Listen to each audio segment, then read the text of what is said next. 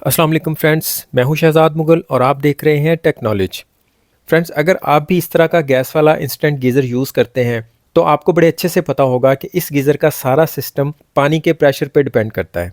अगर पानी का प्रेशर अच्छा है तो ये गीज़र ठीक चलेगा, अगर पानी का प्रेशर कम है तो ये गीज़र ख़राब करेगा, तंग करेगा, मस्तियाँ करेगा और परेशान करेगा।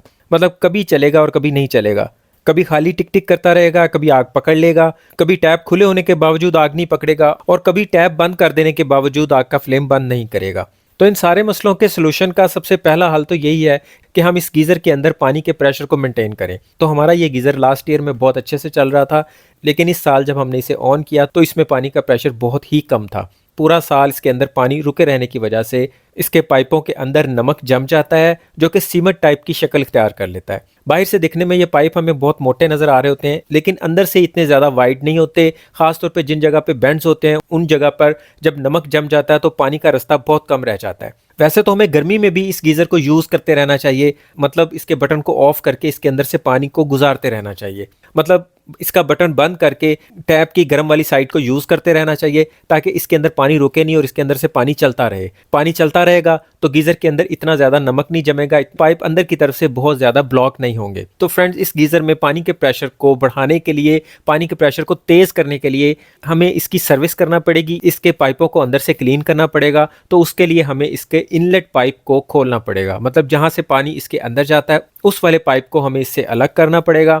और आप देख सकते हैं कि इसके पाइप के अंदर किस तरह का हार्ड टाइप का नमक जमा हुआ है जो कि पानी के रास्ते को ब्लॉक कर रहा है। तो चाहिए तो यही था कि हम इसके इनलेट और आउटलेट के दोनों पाइप उतार के इसको अंदर से वॉश करें, लेकिन हमारे केस में इस गीज़र के साथ साथ इसके ये पाइप और साथ में टैप तक के जितने पाइप हैं वो सारे के सारे इस नमक की वजह से ब्लॉक हो चुके हैं। पानी का प्रेशर इंतहाई कम है, इतना कम है कि ये गीज़र अब ऑन नहीं हो रहा। तो पानी के इतने कम प्रेशर पे गीज़र के ऑन होने के बिल्कुल भी चांस नहीं है। तो हम क्या करेंगे, हम इसके आउटलेट पाइप को इसके साथ लगा रहने देंगे और इनलेट पाइप को उतार के उसके साथ हम अपना एक पाइप अटैच कर देंगे। अक्सर ये वाले पाइप किसी भी एक साइड से ख़राब हो जाते हैं और उन्हें हम वेस्ट कर देते हैं, लेकिन हम इस तरह के पाइपों को भी संभाल के रखते हैं, उन्हें वेस्ट नहीं करते, वो हमारे बाद में भी बहुत काम आते हैं।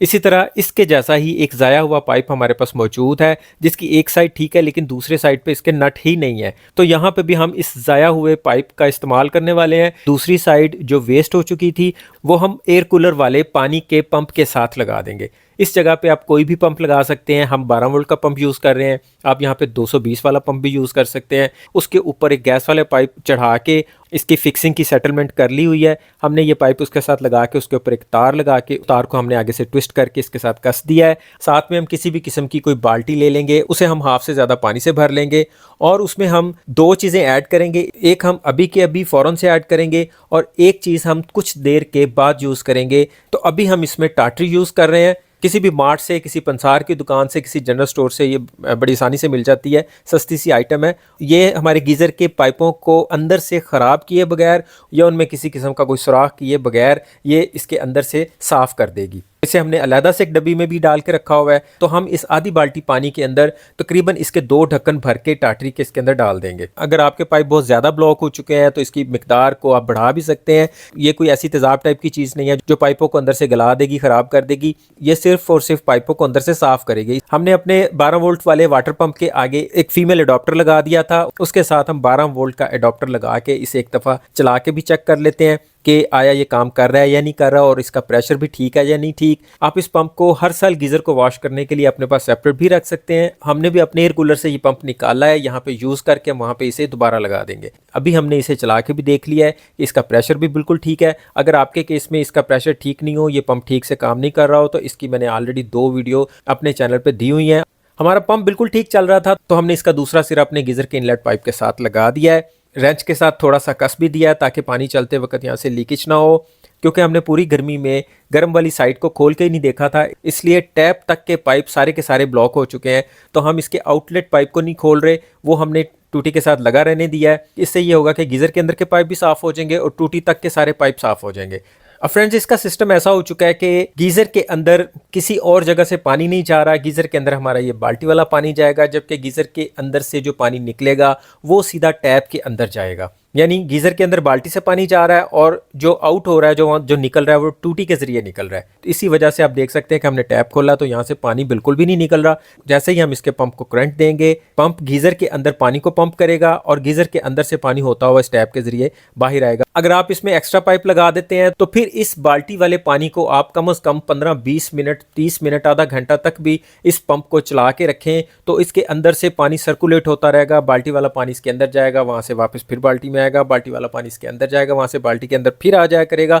तो पानी चेंज किए बगैर ये टाटरी वाला पानी गीज़र के अंदर काफ़ी देर सर्कुलेट करेगा, जिससे इसके अंदर वाले पाइप बहुत अच्छे से क्लीन हो जाएंगे। लेकिन हमने टूटी तक के पाइपों को भी क्लीन करना है, इसलिए जितना भी टाटरी वाला पानी टूटी के ज़रिए बाहर आएगा वो हम किसी डिब्बे में लेके दोबारा बाल्टी में डालते जाएंगे। सर्कुलेशन वैसे ही हो जाएगा, सिर्फ हमें थोड़ी सी मेहनत करनी पड़ेगी कि जैसे ही डिब्बा पानी से भर जाएगा, डिब्बे को उठा के हम इस बाल्टी के अंदर दोबारा डाल देंगे ताकि हमारा टाटरी वाला पानी ज़ाया नहीं हो। कुछ देर इस गीज़र के अंदर इस पानी को सर्कुलेट करवाने के बाद हम इसमें एक चीज़ और भी ऐड करने वाले हैं। आप देख सकते हैं कि पानी का कलर अंदर से कैसा निकल रहा है। साफ पानी इसके अंदर जा रहा था, जबकि जो बाहर आ रहा है वो ग्रीन ग्रीन पानी आ रहा है। इसका साफ मतलब है कि इसके अंदर ग्रीन ग्रीन सा नमक इसके अंदर जो जम गया था वो रिजॉल्व होके बाहर निकल रहा है, वो पानी के अंदर हल होके बाहर निकल रहा है। और देखते ही देखते बाल्टी वाला पानी काफ़ी गंदा हो चुका है। थोड़ी देर हम इसी पानी को इसके अंदर सर्कुलेट करवाते रहेंगे। उसके बाद जब पानी इसके अंदर अच्छे से चलना शुरू हो जाएगा तो फिर हम इस पानी के अंदर 1 या 2 इनो के साशे डाल देंगे। बेशक पानी पहले जितना साफ़ नहीं है, लेकिन ये इनो इस पानी को मज़ीद पावरफुल बना देगा। और फिर सेम तरीके से पहले की तरह ही हम इसे थोड़ी देर और इस गीज़र के अंदर से गुजारते जाएंगे। पानी का प्रेशर बढ़ता जाएगा। अगर बहुत ज़्यादा ब्लॉकेज है तो थोड़ा ज़्यादा टाइम लग जाएगा, और जैसे ही आपको लगे कि पानी का प्रेशर अब पहले से बहुत अच्छा हो गया है तो फिर हम बाल्टी में एक दफ़ा साफ़ पानी डाल के इसके अंदर से गुजार देंगे। इसके अंदर से आने वाला गदला पानी धीरे धीरे साफ़ होता जाएगा। 2 से 3 बाल्टियों का पानी इसके अंदर से गुजारने के बाद ये गीज़र अंदर से 99% साफ़ हो चुका होगा और बेहतरीन अंदाज में यूज़ के काबिल हो चुका होगा। हम इसके अंदर से निकलने वाले पानी को थोड़ा गहराई में जाके देख लेते हैं कि इसके अंदर से क्या क्या निकला है। तो पानी का कलर तो आप देख ही चुके हैं, बहुत ग्रीन हो चुका हुआ था, जबकि इसके नीचे भी बहुत सारा कचरा जमा हो चुका है। तो इस तरह फ्रेंड्स हमने अपने गीज़र को उसकी जगह से उतारे बगैर लगे लगाए को ही अंदर से क्लीन कर लिया, उसकी बेहतरीन तरीके से सर्विस कर ली हुई है। जिस तरह हर साल हमें अपने एसी को सर्विस करवाना पड़ता है या करना पड़ता है और उसके बाद ही वो अच्छी कूलिंग देता है, इसी तरह गैस का ये इंस्टेंट गीज़र भी हर सर्दी में चलाने से पहले सर्विस किए बगैर बहुत अच्छे से नहीं काम देता, अच्छे से नहीं चलता। नेक्स्ट वीडियो में इस गीज़र को लेके मैं आपको ऐसी चीज़ बताने वाला हूँ जो लोग इस गीज़र को लेके परेशान है कि उनके गीज़र चलते नहीं है, उनके साथ मसले आते हैं, उनको इसकी बहुत टेंशन है, कभी क्या ख़राब तो कभी क्या ख़राब। तो नेक्स्ट वीडियो में मैं आपको इसके बारे में कुछ ऐसा बताने वाला हूँ जिसके बाद जो लोग इस गीज़र को लेकर फेडअप हैं उन सब का मसला हल होने वाला है। अब उनके गीज़र एकदम फिट चलेंगे, पूरी सर्दी उन्हें किसी किस्म की परेशानी नहीं होगी। तो वो वीडियो देखने के लिए चैनल को सब्सक्राइब करके बेल के आइकन पे ऑल पे प्रेस कर दें ताकि वीडियो का नोटिफिकेशन आपको बर वक्त मिल सके। अभी के लिए इतना ही। अपना और अपनों का ख्याल रखिएगा। बहुत बहुत शुक्रिया। अल्लाह हाफिज़।